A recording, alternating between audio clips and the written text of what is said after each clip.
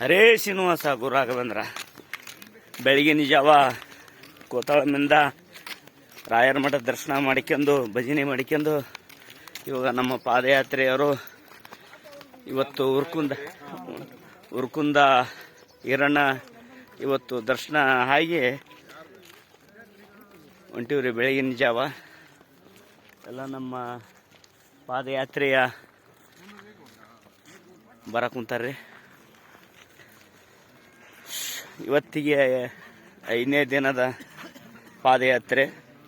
ನಾಳೆಗೆ ರಾಯರ ದರ್ಶನ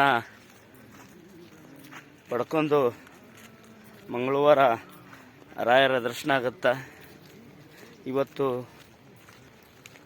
ಕೋತಾಳಂದಾಗ ರಾಯರ ದರ್ಶನ ಮಾಡ್ಕೊಂಡು ನಿನ್ನೆ ಅಲ್ಲೇ ಬಸ್ತಿದ್ವಿ. ಇವತ್ತು ಉರ್ಕುಂದ ಈರಣ್ಣನ ದರ್ಶನ ಮಾಡಿಕೊಂಡು ಓಂ ಶ್ರೀ ಗುರು ರಾಘವೇಂದ್ರಾಯ ನಮಃ.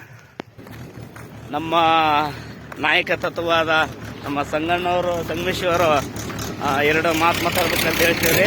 ಪಾದಯಾತ್ರೆಯ ಮಂತ್ರಾಲಯ ನಮ್ಮ ಕಿರಣ್ ಅವರು. ಗುರುಗಳೇ ಹೇಳ್ರಿ, ಮಾತಾಡ್ರಿ.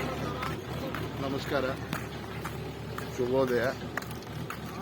ಇಂದು ಪಾದಯಾತ್ರೆ ಕವಿತಾಳಂನಲ್ಲಿ ಸುಪ್ರಭಾತ ಮುಗಿಸಿಕೊಂಡು ಗುರುಗಳ ಆಶೀರ್ವಚನ ಕೇಳಿ ಎಲ್ಲರೂ ಮತ್ತೆ ಪಾದಯಾತ್ರಿಗಳು ಉರ್ಕುಂದಿ ಈರಣ್ಣನ ಕಡೆ ಪ್ರಯಾಣ ಬೆಳೆಸಿದ್ದೇವೆ.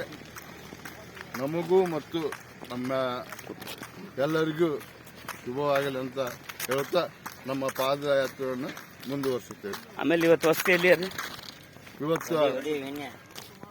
ಇವತ್ತು ನಮ್ದು ಹಾಲಿ ವಸ್ತಿ ದೊಡ್ಡಿ ಗ್ರಾಮದಲ್ಲಿ. ನಾಳೆ ದರ್ಶನ ಆಗುತ್ತೆ. ನಾಳೆ ಮಂತ್ರಾಲಯ ಶ್ರೀ ಗುರು ರಾಘವೇಂದ್ರ. ಈಗ ಮುಂದಿನ ಮಾತನ್ನ ನಮ್ಮ ಉಪಾಧ್ಯಕ್ಷ श्री गुरुभ्यो नमः. कल्याण गाता है, काम करता प्रधान श्रीमद वेंकटनाथाय श्रीनिवासाय नमः. पूज्याय राघवेंद्राय सत्यधर्मव्रताय वेदां कल्पवृक्षाय नमः. काम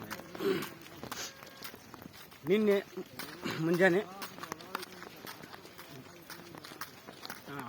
ಒಂದೊಂದು ತಾಸು ಆಗ್ಬಾರ್ದು.